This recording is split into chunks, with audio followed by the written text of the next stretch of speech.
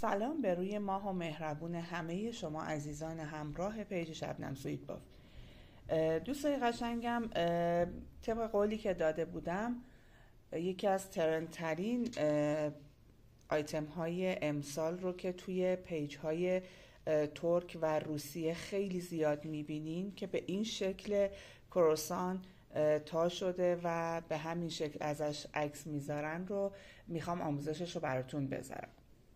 در واقع امسال یکی از چیزایی که خیلی ترند شده دستمال گردن ها و اسکارف هایی هستش که داره بافته میشه به صورت بافت و توی مد و دیزاین لباس خیلی دارن ازش استفاده میکنن. خواستم اینجا بهتون بگم که یکی از چیزهایی که لباس رو خیلی شیک میکنه دستمال گردن هست و چون داریم میریم روی پاییز و زمستون، یعنی توی پاییز هستیم البته و به سمت زمستون داریم میریم، این مدل دستمال گردن خیلی میتونه لباس هاتون رو شیکتر بکنه و کاربردی باشه براتون. هم گردنتون رو گرم نگه میداره، هم یه استایل خاص براتون رقم میزنه. حالا برای اینکه بتونیم این رو کنار هم دیگه ببافیم باید چی داشته باشیم؟ یک کلاف کانوا که هر کانوایی میتونه مد نظرتون باشه. من چون میخوام این آیتم رو کوچیکتر از حدش ببافم ولی اندازه‌های واقعیشو خودم بهتون میدم و میل مناسبی که این کار رو بخوایم باهاش ببافیم. برای اینکه این کار رو بتونیم شروع بکنیم، نخ رو بر میداریم و 6 تا دونه روی میل سر میندازیم. 2 تا، 3 تا، 4 تا، 5 تا و 6 تا دونه سر میندازیم. همینجا گرش میزنیم نخو که سر انداختنمون بعدها باز نشه. 6 تا دونه رو که سر انداختیم، اول میایم 3 تا دونه از زیر میبافیم. 1 2 و 3. نخ رو میاریم رو و ستای بعدی رو نبافته روی میل میگیریم. دقت کنین، 3 تا میبافیم، 3 تا رو نبافته روی میل میگیریم. رج برگشت 3 تا رو از زیر میبافیم. این 1 2 و 3. دوباره نخ رو میاریم رو و ستای بعدی رو نبافته روی میل میگیریم. دوباره این 2 رج این کار رو انجام دادیم. 5 رج این بافت رو انجام میدیم، یعنی ستای اول رو میبافیم، ستای بعدی نخ رو میاریم رو و این ستا رو نبافته روی میل میگیریم. این رج 4 رو. البته که این کار رو میتونیم تا 7 رج هم ادامه بدیم ولی 5 رج هم براش کافیه. باز اونم سلیقه‌ایه، کاملا میتونید سلیقه‌ای عمل کنید.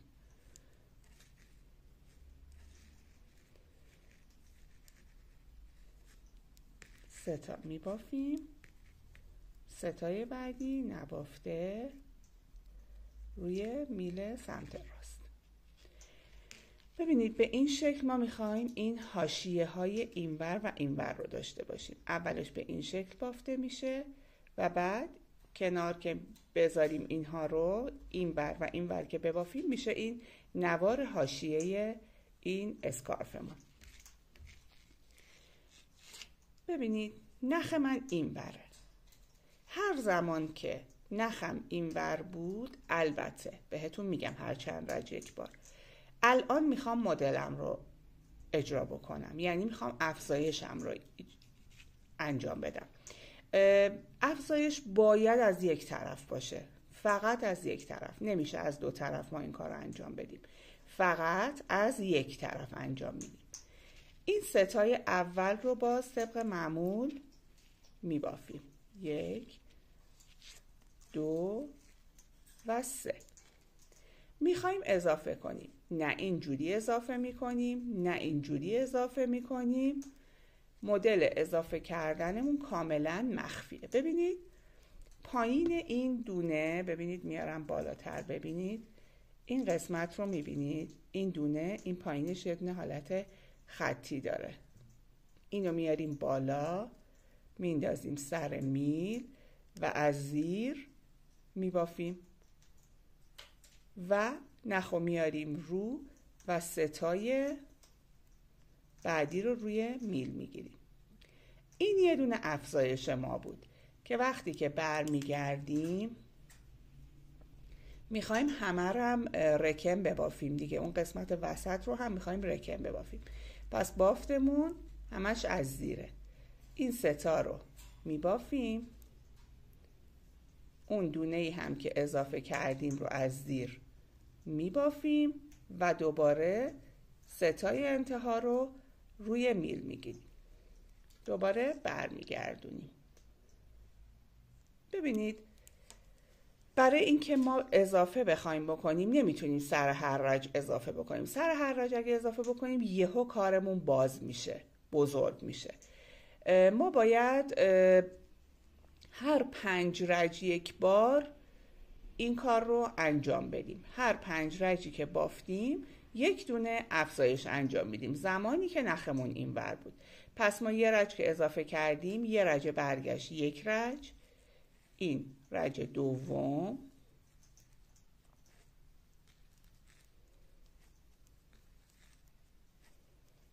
نخ رو میاریم رو،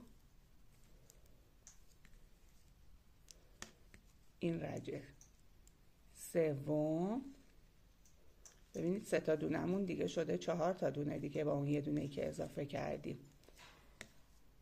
2 3 این 4، دوباره ستای آخر باید بیاد رو.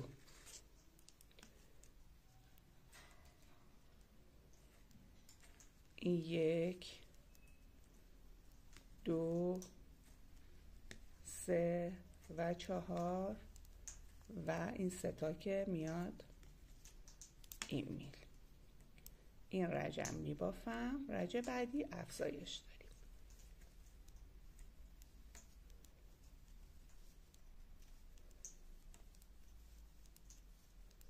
خب دوباره نخمون افتاد این سمت و ما میخوایم این سمت افزایش داشته باشیم. بعد از 5 رج، هر 5 رج یک بار افزایش داریم. حالا این 3 تا دونه اول رو میبافیم، دوباره اون یه دونه‌ای که اضافه کرده بودیم هم میبافیم، دوباره میایم اضافه کنیم. گفتم پایین این دونه، این خطی که به این شکل افتاده رو به این شکل میگیریم، میندازیم روی میل، میبافیم و ستای بقیه رو میگیریم روی میل سمت راست. ببینید این وسط داره کاملا دیگه یواش یواش مدل خودشو نشون میده. این قسمت داره خودشو نشون میده. ببینید از یک طرف افزایش رو رفتیم. وقتی که از یک طرف افزایشمون رو بریم، کار به صورت مثلثی از یک طرف افزایش پیدا میکنه و پهناش زیاد میشه. این قسمت کار به همون شکلی که گفتم افزایش ها رو انجام میدیم تا دونه هامون کلا برسه به 25 تا دونه. من یه مقدار براتون میبافم به خاطر اینکه میخوام گفتم بهتون کوچیک ببافم که آموزشمون خیلی کوتاه‌تر بشه و کنار هم بتونیم زودتر به نتیجه برسیم. من این مقدار رو میبافم، برمیگردم. خب من یکم بافتم. ببینید کار از این وسط و از این سمت افزایش داشته. ببینید کار از یک طرف باز شده. تا جایی میبافیم که دونه هامون بشه 25 تا دونه، کلن روی میل بشه 25 تا دونه و طول این قسمت بشه 29 الی 30 سانت. باز هم بستگی به کامواتون داره که چقدر ظریف باشه، چقدر ضخیم باشه. دونه ها 25 تا، این قسمت هم در نهایت 30 سانت بشه. بعد از اینکه این 30 سانت شد و 25 تا شد. حالا فکر کنید اینجا 25 تا شده. کارو برمیگردونیم و شروع میکنیم 40 سانت ما دیگه اضافه نمی کنیم. فقط حواستون باشه بدون های حاشیه‌تون، ستای اولو که از زیر میبافید، ستای آخر حتما باید نبافته بیاد رو میل راست. پس فقط حاشیه ها رو رعایت میکنیم بدون اینکه اضافه بکنیم یا کم بکنیم. 40 سانت میبافیم. حالا فرض میکنیم که من اون 40 سانت رو هم بافتم. حالا چجوری میخوایم دوباره کم کنیم که اون قسمت کار هم شبیه شروع کارمون بشه؟ دوباره شروع میکنیم، ستای اول رو از زیر میبافیم و همه دونه هامون از زیر، ببینید 3 تا باید ته بمونه، یعنی 5 تا مونده به آخر. شما دیگه شروع میکنید کم کردن، باز هم هر 5 رج یک بار، زمانی که نختون این سمت بود، سمت چپتون بود. حالا این دوتا رو از زیر با هم میبافیم به همین راحتی. نخ رو میاریم رو، همونطور که اضافه میکردیم این سمت، دوباره این سمت شروع میکنیم کم میکنیم. از یک سمت باید اضافه بشه، از همون سمت هم باید کم بشه. دوباره ستامون رو از زیر میبافیم 5 رج و بعد دوباره میایم کمش میکنیم. 3 تا دونه آخر حتما حاشیه یادتون باشه که 3 تا دونه اول از زیر، 3 تا دونه آخر نخ میاد رو و نبافته میاد روی میل. این حاشیه بافی رو من قبلا هم توی پیجم آموزش دادم. باعث میشه که لبه کارتون لوله نشه، لبه کار خیلی مرتب و شیک حالت ژورنالی پیدا بکنه. پس میتونید توی کارهای دیگه‌تون هم این رو اعمال بکنید دیگه، توی بافت ژاکتاتون، تو بافت شال گردناتون و خیلی بافتای دیگه‌تون که میتونید، کلاه، حتی لبه کلاه هم میتونید این کار رو انجام بدید. البته لبه کلاه مدلش فرق میکنه، مدل بافتش مقدار فرق میکنه. خب این فکر کنیم باز که من 5 رج رو بافتم. حالا ببینید دوباره نخم این بره. رج ششم یعنی من باید کاهش داشته باشم. رج ششم توی شروع کارمون افزایش داشتیم، رج ششم توی پایان کارمون ما کاهش داریم. ببینید الان این 5 تا دونه، این دوتا رو از زیر با هم دیگه میبافم